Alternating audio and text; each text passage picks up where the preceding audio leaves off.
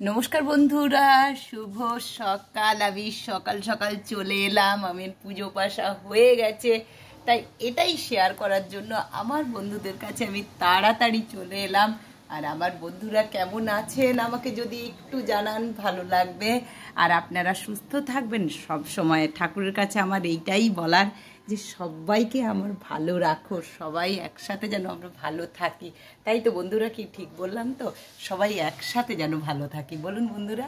সবাই কেউ যেন না কষ্ট পায়, সবাই একসাথে আমরা যেন ভালো থাকি, সবাই একসাথে যেন আনন্দে সহকারে চলতে পারি, সবার ভালো চিন্তা ভাবনা নিয়ে সকালটা আমরা শুরু করি। তাই না বন্ধুরা? ঠিক ঠিক বললাম তো?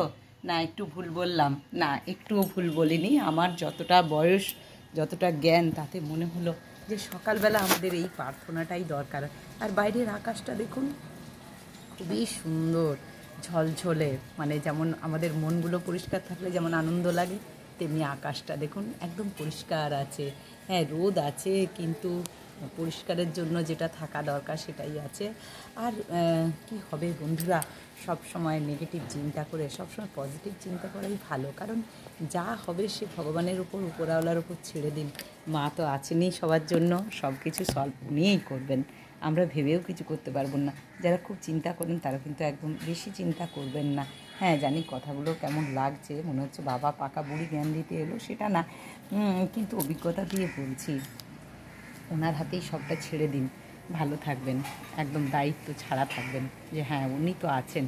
ওই একজনকে স্মরণ করুন, আপনার যে যে যার যার যে ঠাকুর ভালো লাগে তাকেই স্মরণ করুন, বেশ ভালো থাকবে। আর আমাদের এই যে সব কিছু এই যে মায়ের চরণে ছেড়ে দিয়েছি, উনি ভালো নিশ্চয়ই করবেন, এটাই তো আশা করব। তাই তো বন্ধুরা, আর সকালবেলা চলে এলাম আপনাদের খবর নিতে। আপনারা তো আমার সাথে কথা বলেন না। আমি এতদিন ধরে এত কথা বলার জন্য বলি যে বন্ধুরা আমার সাথে কথা বলুন, কথা বলুন। নিশ্চয়ই আপনাদের কথা বলতে ভালো লাগে না, ঠিক আছে, না ভালো লাগলেও কোনো ব্যাপার না। আপনারা থাকুন না আমার সঙ্গে এভাবে, তাহলেও হবে। আর সব কিছু তো মানিয়ে নিতে হয়। কথা বলবেন না, আমাকে পছন্দ করেন না তাই কথা বলেন না, ঠিক আছে, সেজন্য আর রাগ করলাম না। কারণ আপনারা আমার সেই বন্ধু, আমার পরিবারের লোক, আপনারা আছেন বলেই আমার আজকে এতগুলো সাবস্ক্রাইবার। আমি একটু একটু করে এগোচ্ছি, মনে হচ্ছে এগোচ্ছি, কিন্তু ওয়াচ টাইম আমার একদম নেই। জানি না আদৌ ওয়াচ টাইম হবে কি না। আর আমার বন্ধুরা সবসময় ভালো থাকবেন, সুস্থ থাকবেন।